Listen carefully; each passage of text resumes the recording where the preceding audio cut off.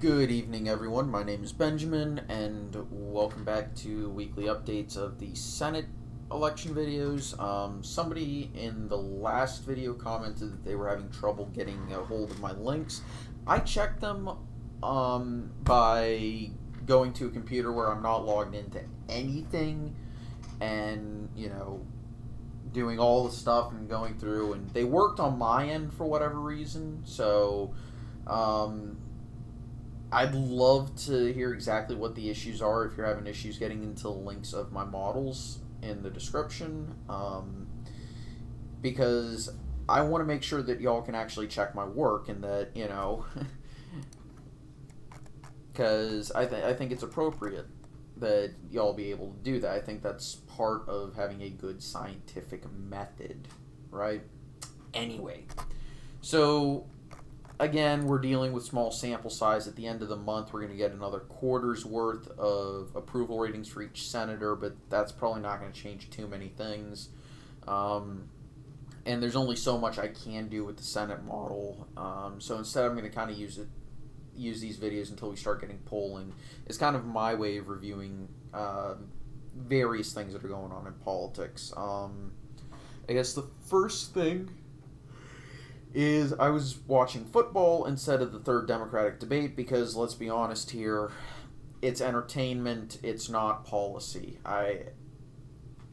And it also probably is better for my health not to watch it, at least right now. I'm somewhat kidding, but also not. Beto O'Rourke's been going on about his guns thing, saying, hell yeah, we're going to take your guns. So, thanks, Beto, for at least being honest about it. Know that you, number one, won't get my vote, and number two, won't get my guns. Biden is being declared the winner of last night's debate, though, from people I know who have watched it and from the clips I've seen from it, he did a piss poor job in the debate, which, okay, maybe it's because everybody else performed super poorly or just was not notable at all. And truth is, I'm not entirely certain that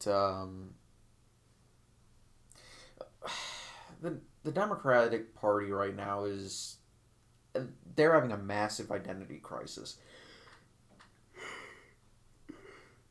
If we thought that the Republicans were having a problem in 2016 with their identity, the Democrats are having a much more significant one. Because for them, it seems to be stemming from basically they're playing Mad Libs with each other, basically. And they're doing it in a just a horrible way. Um,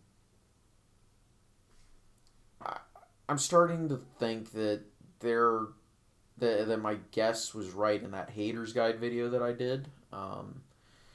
The haters guide to the 2020 Democratic primaries.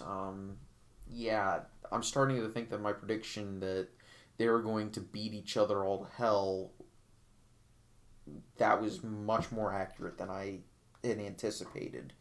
It was a somewhat serious prediction, but it was also somewhat sarcastic.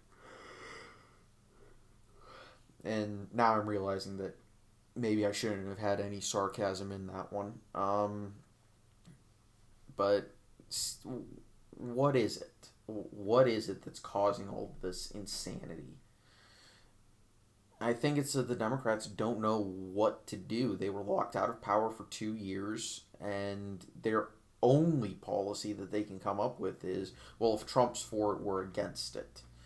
And their policies are sounding more and more just out of left field, and they're trying to out left wing each other at this stage, which is insane because it's going to pretty much prove what Republicans have been saying for the past 3.5 years, saying, well, we're the reasonable ones because we're not trying to go so far to our own party's wing that you're going to confuse us with some sort of totalitarian regime. With Republicans are they're seriously saying that, hey, we're the sane ones because they're going so far to the left. You're going to be finding yourself living in Soviet Russia before too long. And honestly, I can't believe I'm actually agreeing with that type of comment, but Democrats really are, from what I've been able to tell, just trying to out left wing each other. And it's going so far that they're not going to be able to pivot towards the general because they've said so much stupid crap in the primaries. From the, yeah, we're going to take your guns, to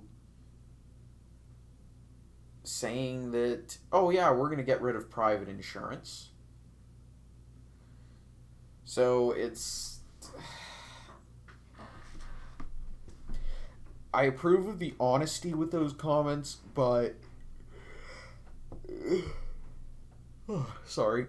But from a political and policy standpoint, aka I think it's political suicide to be talking about that type of stuff and going down the route they are, but also I think it's the wrong decision for America, as well as I don't think it's an effective policy goal.